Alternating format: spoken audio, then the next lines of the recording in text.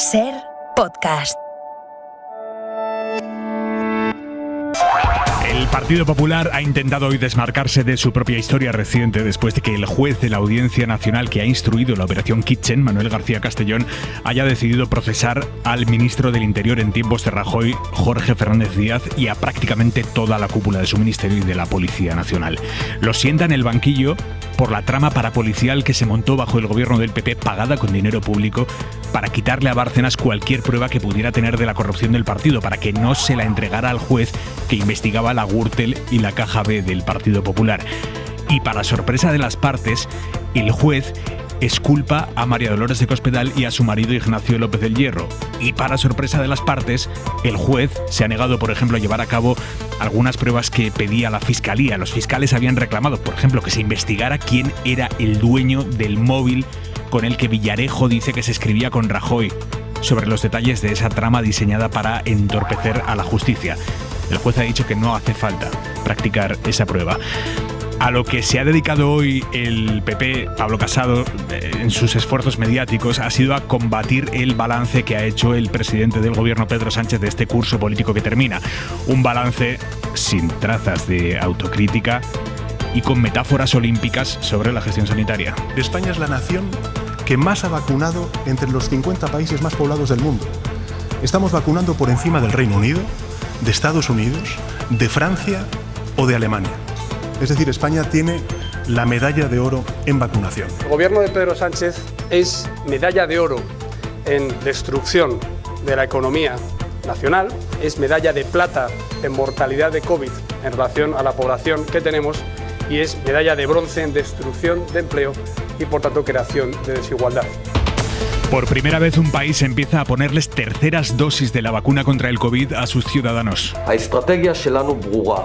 Es Israel. Su primer ministro ha anunciado esta tarde que a partir del domingo les va a poner la tercera dosis a los mayores de 60 años. Aquí en España, la justicia de Canarias ha prohibido que se les pueda pedir a los ciudadanos el certificado de doble vacunación para entrar en bares y restaurantes de las zonas que peor están. Eso lo estaban haciendo hasta ahora dos comunidades, Galicia y Canarias. Bueno, pues a Canarias se lo tumba la justicia. La prohibición por ahora es cautelar, pero esto de que el Tribunal Superior de Justicia de Canarias bloquee una restricción impuesta por el gobierno de Canarias empieza a ser tradición. Pedro Murillo. La sección segunda de la Sala de lo Contencioso Administrativo del Tribunal Superior de Justicia de Canarias ha suspendido de forma cautelar la medida de exigir el certificado COVID o prueba diagnóstica a los ciudadanos para acceder a establecimientos de hostelería y restauración, al entender que supone una invasión al derecho a la intimidad. Asimismo, ha quedado suspendido el cierre total entre las 12 y las 6 de la mañana. Además, el límite del aforo en el interior de los establecimientos de hostelería y restauración queda fijado en un 50%, tanto en nivel 3 como en el nivel 4, según recoge el propio auto, tras el recurso interpuesto por los hosteleros tinerfeños. Se trata del segundo revés que recibe el gobierno de Canarias en menos de una semana, después de que el Tribunal Supremo rechazara el recurso del Ejecutivo Regional para aplicar el toque de queda en la isla de Tenerife. Y en Cataluña, noticia importante de esta tarde, el Consejo de Garantías, que para entendernos es como un tribunal constitucional, pero pequeñito a nivel autonómico, el que decide si las leyes del Parlament o las acciones del gobierno catalán se ajustan o no a la Constitución y al Estatut. El Consejo de Garantías dice que sí es legal el fondo que creó la Generalitat con dinero público para cubrirles las fianzas a los más de 30 exaltos cargos a los que el Tribunal de Cuentas está investigando por gastar dinero público para promocionar en el extranjero el independentismo catalán. Dice el Consejo que sí es legal ese fondo. Xavi Abelló, buena tarde. Buena tarde. El informe asegura por unanimidad que en ningún caso el fondo abierto por el Govern puede suponer un caso de malversación de fondos públicos, que la Generalitat puede en sus competencias proteger a sus servidores públicos ante eventuales responsabilidades mientras la sentencia no sea firme y que no se vulnera en ningún caso la Constitución. Sí que sugiere algunas mejoras en su redactado para disipar dudas, en especial para detallar que se le ha dado al Instituto Catalán de Finanzas una función que no tenía hasta ahora. El conseller de Economía, Jaume Giró, ha sacado pecho de este informe, afirmando que se habían extendido dudas de forma intencionada y cree que ayudará a que los empleados de la Generalitat dejen de tener miedo a la hora de ejercer sus competencias. Permetrà avalar, sí, avalar Permitirá avalar la presunción de inocencia, que es un derecho fundamental de las personas, y nos ayudará a hacer menguar la sutil represión del miedo que ahoga la legítima y democrática acción política en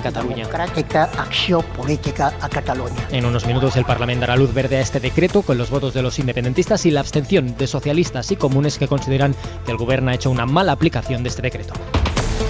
Así empieza Hora 25. Ana Corbatón, buenas tardes. Hola, Aymar, buenas tardes. En los Juegos Olímpicos de Tokio hoy no hemos tenido medalla, pero mañana hay opciones. Jesús Gallego, buenas tardes. Buenas tardes. No llegó esa cuarta medalla que esperábamos en remo o piragüismo. Lo mejor del día, el tenista Pablo Carreño, que ganó al número 2 del mundo Medvedev, se ha metido en semifinales. Mañana a las 8 de la mañana peleará por meterse en la final ante Khachanov y si lo hace se aseguraría esa medalla. Los equipos muy bien, ganó el baloncesto masculino y el femenino, el waterpolo masculino, el hockey hierba femenino y el balonmano femenino. Y en natación empezamos a despedir a Mireia Belmonte, que no se metió en la final de los 800 libres y que se va a ir de Tokio sin medalla, pero seguirá siendo una grande del deporte español. En cuanto al tiempo, sigue la calma y mañana con más calor al sudeste del país. Luismi Pérez, buenas tardes. Buenas tardes. Poca lluvia vamos a tener las próximas horas en gran parte del país, aunque esta noche, hasta primeras horas de la madrugada de hecho, tendremos algunas tormentas en el norte de Aragón y de Cataluña. Rápidamente se van a acabar retirando y mañana será un día en el que hará bastante sol en gran parte del país. En el Cantábrico no, allí estará más cargado de nubes y sobre todo a partir de mediodía alguna lluvia. Las nubes llegarán por la tarde hasta Navarra, La Rioja y el norte de Castilla y León y seguirán pegadas al norte de Canarias, allí con bastante alisio. Sube la temperatura mañana en el sudeste del país. El máximo calor se va a dar en el Segura y en el Júcar, y el viento que se irá reforzando sobre todo en el mar de Alborán.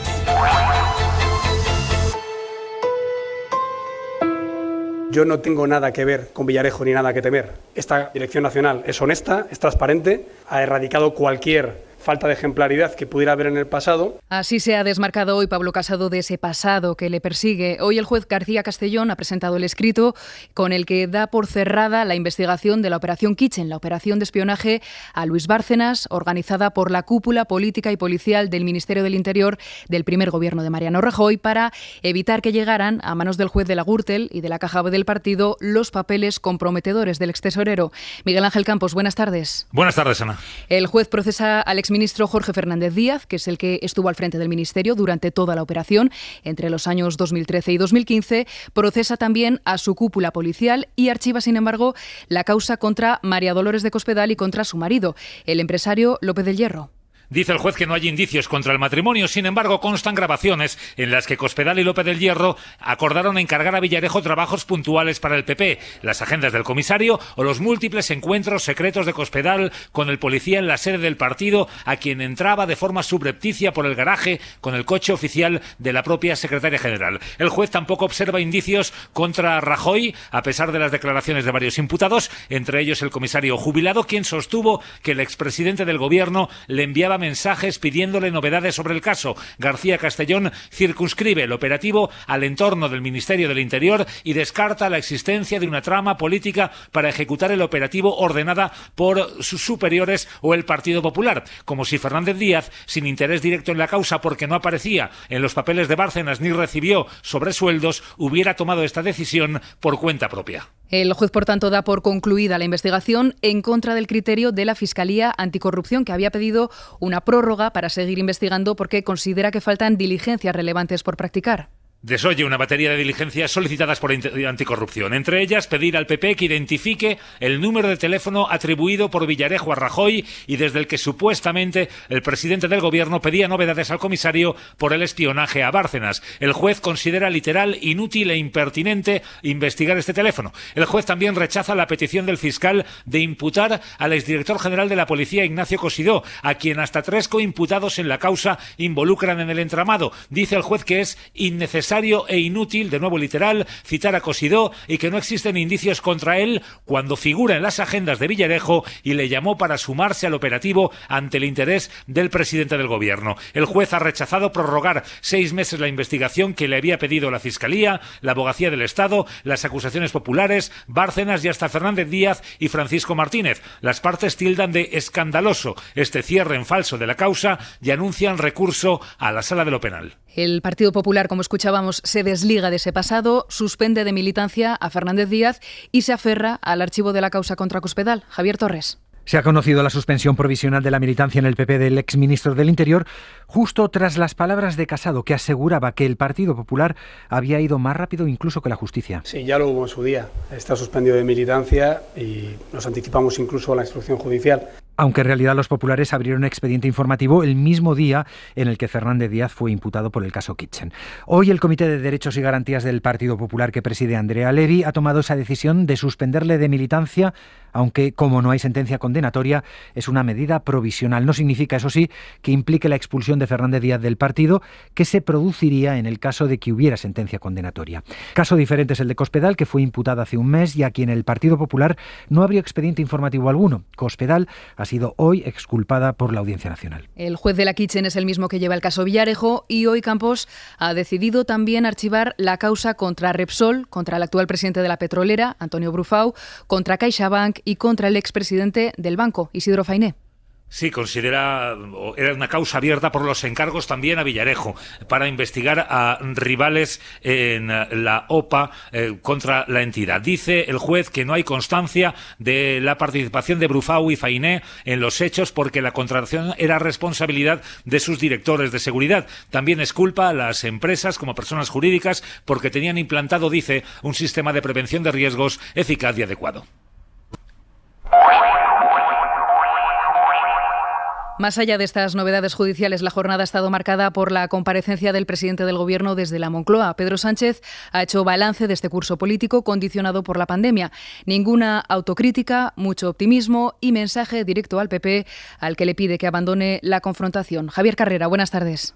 ¿Qué tal? Buenas tardes. Se mostraba el presidente orgulloso del balance político de estos 6 meses. Casi la totalidad de los compromisos se han iniciado y 1 de cada 3 están completamente cumplidos. Y optimista con la recuperación. Apuesta decididamente por avanzar hacia un futuro mejor, sin dejar a nadie atrás. Dejando claro desde el inicio el mensaje a la oposición. Y si alguien desea instalarse en la confrontación, ya les adelanto que no van a encontrar al Gobierno de España ahí. La agenda no se ha detenido con la pandemia, decía Sánchez, sino que se ha reactivado, augurando un nuevo impulso económico. Día a día, y gracias sobre todo y ante todo al éxito de la vacunación, se afianza la recuperación económica. Y pasando al ataque contra el PP por la falta de renovación de las instituciones. 968 días, aún es más necesario cumplir con la Constitución. El presidente se ratificaba en su compromiso de vacunación. Creo que podemos afirmar el que vamos a lograr ese 70% de población vacunada. Aprovechaba para anunciar la continuidad del escudo social. Que en el próximo Consejo de Ministros prorrogaremos ese escudo social. Y volvía a la carga contra los de Casado por no colaborar en este nuevo capítulo, decía, de nuestra historia. El contraste es necesario, pero una oposición destructiva a mí me parece que no tiene lugar, que no hay espacio para ello. Sánchez enfila ya la conferencia de presidentes de mañana en Salamanca, pero antes reclamaba diálogo a los varones populares, lamentando de paso la ausencia de Aragonés. A mí me parece que es una pena. Antes de despedirse de los periodistas, les deseo también unas muy buenas vacaciones, que descansen. Porque el mes de septiembre vendrá cargado, predecía el presidente, de muchísima actualidad política. Palabras de Pedro Sánchez, al que la oposición ha calificado hoy de todas las maneras. Óscar García, buenas tardes. ¿Qué tal, Ana? Buenas tardes. Y para el líder del PP la comparecencia de Sánchez ha sido bochornosa y, usando su símil olímpico, es medalla de oro en destrucción de la economía nacional, es medalla de plata en mortalidad de COVID y es medalla de bronce en destrucción de empleo. No entiende Casado la descripción que Sánchez hace del Partido Popular. Bueno, pues la oposición no está siendo destructiva. Cada cosa que hemos criticado ha tenido un pacto alternativo. Y califica de fake news que el PP esté bloqueando la renovación de los órganos constitucionales pendientes, como ha dicho el presidente de la mentira para Vox, Ortega Smith. Es el presidente de la mentira, de la hipocresía, de la falsedad, porque miente más que habla. Por su parte, Inés Arrimadas asegura que Sánchez da a los independentistas todo y nada al resto de los españoles. Que como Sánchez siga gobernando así, a final de legislatura no van a quedar ni las raspas de España, porque es que se lo está dando todo a los que precisamente menos se merecen. Y exige además que convoque cuanto antes el debate sobre el estado de la nación. En su comparecencia, Sánchez se ha referido a los datos de la encuesta de población activa del segundo trimestre que hemos conocido esta mañana. Se han creado cerca de 500.000 de puestos de trabajo y el paro se ha reducido en 100.000 personas. Rafa Bernardo. La subida de la ocupación en 464.000 personas alcanza a todos los sectores y la bajada del paro en 110.000 a casi todos los territorios, aunque se dan ligeros aumentos del desempleo en La Rioja, Cantabria y Castilla y León y un aumento más notable de 15.000 personas en la Comunidad Valenciana.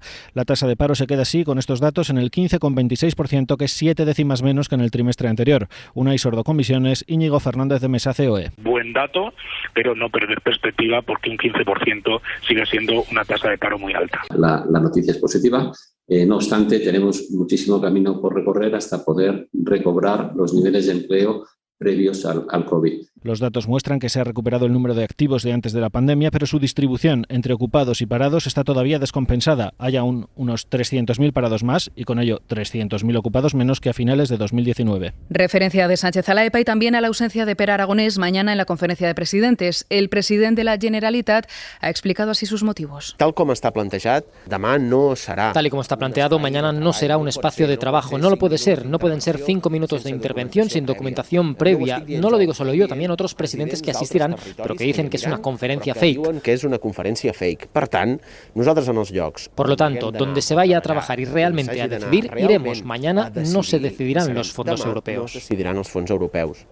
Generalitat Catalana y Gobierno Central se reunirán la semana que viene en una cumbre bilateral han tenido hoy también el Gobierno Central y el vasco. Fue la condición que puso Íñigo Urkullu para asistir mañana a la conferencia de presidentes. Informa desde Vitoria Isabel Cobo. Euskadi ha cerrado un pacto fiscal por 3 impuestos adaptados a las haciendas vascas y que le corresponde recaudar, pero que estaban pendientes de ajuste y traspaso. Se estima el acuerdo en unos 200 millones de euros. El consejero de Hacienda del Ejecutivo vasco, Pedro Azpiazu, valoraba positivamente el acuerdo que pone en valor, decía, el marco de las relaciones bilaterales entre ambos gobiernos. Que la bilateralidad ha de ser la norma general de funcionamiento entre las instituciones vascas y la Administración General del Estado. Estas son las reglas, porque esa normalidad en las relaciones financieras conlleva, sin duda, a una buena dosis de certidumbre que es muy necesaria desde el punto de vista de la sociedad. Azpiazu, que intentaba desligar este acuerdo de la decisión del Lehendakari de acudir mañana a Salamanca sin demasiado éxito. El gobierno español cede al vasco la gestión de estos impuestos que le corresponden por el concierto, una reunión que se cerraba in extremis antes de la visita mañana en Salamanca del Lehendakari Urkullu. Todos los días solemos actualizar los datos de la evolución de la pandemia, pero hoy Sanidad no los ha publicado todavía, así que en cuanto los conozcamos se los haremos llegar. Los datos que sí tenemos ya son los del proceso de vacunación. Tenemos ya al 56% de los vacunados con pauta completa y al 66% de la población con al menos una dosis. En el grupo de 20 a 29 años se está pegando un acelerón con la vacunación y ahora es el grupo que más está creciendo. El 44% ha recibido ya al menos una dosis, casi 3 puntos porcentuales más que ayer. Hoy les estamos contando en la SER que como consecuencia de las restricciones que se están imponiendo por el avance de la pandemia en algunos países, hay unos 1.000 estudiantes de la ESO y de bachillerato que se pueden quedar sin poder estudiar el curso que viene, el curso escolar, en Estados Unidos por el bloqueo de los visados en la embajada. Adela Molina. Entre los cientos de estudiantes afectados está el hijo de Yolanda. Quiere ir a Arkansas a estudiar cuarto de la ESO y después de meses de preparativos solo les falta un papel. No tenemos visado, es decir, no tenemos forma como hacer el visado. Mi hijo sí que tiene matrícula en Estados Unidos en un instituto, tiene el ok por parte de las instituciones americanas para que mi hijo estudie allí, pero no tenemos visado y tenemos todos los papeles ok, tenemos todo en la embajada, pero allí está todo paralizado. Fuentes de la Embajada de Estados Unidos reconocen que están sufriendo algo así como la tormenta perfecta. Tienen menos personal debido a las normas sanitarias por el COVID, así que dan menos citas. Si habitualmente se dan 500, ahora son unas 300. A esto hay que sumar un aumento de solicitudes de visados para estudiar y de los permisos en general, porque no se puede viajar a Estados Unidos sin autorización, no se puede ir de turista. Estas fuentes estiman que podrán dar en torno al 80% de los visados pendientes antes de que se inicie el curso a final de agosto. Ante esta situación, recomiendan a las familias afectadas hablar con los centros educativos en Estados Unidos para explicar el problema y poder empezar más tarde o hacerlo online y revisar todos los días las citas por si hay anulaciones y encuentran un hueco. Ahí en Estados Unidos el aumento de los contagios puede poner en peligro la recuperación económica, que lleva un ritmo muy bueno. Esta tarde hemos sabido que la economía del país ha crecido entre abril y junio un 6,5% anual, una cifra que según los expertos marca la recuperación total de la pandemia. Hoy se espera que la Casa Blanca anuncie que todos los funcionarios oficiales se van a tener que vacunar y que si no lo hacen tendrán que someterse a test de antígenos de modo habitual. Informa desde Nueva York para la SER Sara Yáñez Richardson. La economía de Estados Unidos vuelve a crecer a niveles previos a la pandemia. Eso demuestra el fuerte ritmo de recuperación de la primera economía mundial debido, principalmente, a la gran campaña de vacunación y al aumento del consumo. No obstante, este dato ha decepcionado a la mayoría de analistas, que esperaban que esa tasa llegase a colocarse en torno al 8,4% y no al 6,5%. En general, los economistas siguen esperando un fuerte crecimiento en 2021, pero ese optimismo está nublándose debido al aumento de casos de coronavirus en el país por la variante Delta, particularmente entre las personas no vacunadas. Amenaza que la Casa Blanca quiere ayudar a proteger y a poner bajo control implantando nuevas medidas, como por ejemplo exigir a los trabajadores públicos que se vacunen o sometan a pruebas de COVID-19 regularmente, iniciativa que el presidente Biden anunciará en unas horas según los medios locales. ¿Y qué pasa en los países de nuestro entorno? Pues hay distintas posiciones. En Francia, el certificado de vacunación se ha extendido a prácticamente todos los ámbitos, el social y el laboral. En Alemania está algo más restringido y en Italia depende de las regiones. Rafa Panadero. En Francia, por ejemplo, ya hay que enseñar el certificado de vacunación para acceder a cualquier evento deportivo o cultural donde se puedan juntar más de 50 personas. Esto incluye cine y teatro. Y a partir de agosto lo van a pedir también en bares, restaurantes o trenes. Además, el gobierno advierte a los trabajadores sanitarios de que se pueden quedar sin sueldo a partir de septiembre si para entonces no están vacunados, y esa amenaza puede extenderse también a bomberos o a militares.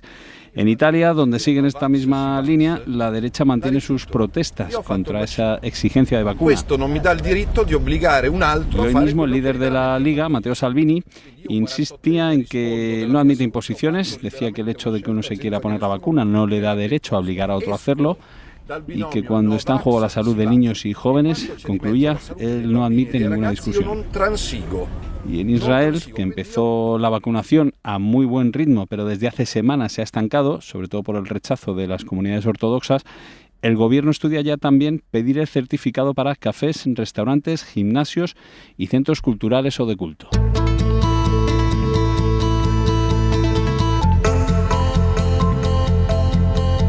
Y a esta hora vamos a irnos hasta el municipio de Lemoa, en Vizcaya, porque esta tarde había convocada allí una concentración en protesta por la brutal paliza que le dieron a un joven de allí que sigue hospitalizado y con heridas de extrema gravedad. Hay ya 8 detenidos, 5 de ellos menores de edad, por esa agresión que se produjo en un parque de Amorebieta. Sofía Lázaro, adelante. A Rachel León desde Lemoa, aquí acaba de finalizar la concentración convocada por el ayuntamiento de la localidad de la que es vecino el joven agredido. Cientos de personas, la mayoría jóvenes, entre los que se encuentran familiares y amigos del agredido, han estado 15 minutos frente al consistorio municipal en total silencio. Tras ello, el equipo consistorial ha leído un comunicado en repulsa de lo ocurrido. Indignación y rabia en el ambiente del pueblo, municipio preocupado por el incremento de agresiones en los últimos meses. Mientras el goteo de detenciones sigue, ya son 8 los detenidos, 5 de ellos menores de edad. Todos permanecen en dependencias policiales y la Ertzaintza continúa trabajando en la identificación del resto de autores de este linchamiento, que los vecinos han calificado de barbarie. Suscríbete a Hora 25. Todos los episodios y contenidos adicionales en la app de Cadena SER y en nuestros canales de Apple Podcast, Spotify, iVoox, Google Podcast y YouTube. Escúchanos en directo en la SER de lunes a viernes a las 8 de la tarde.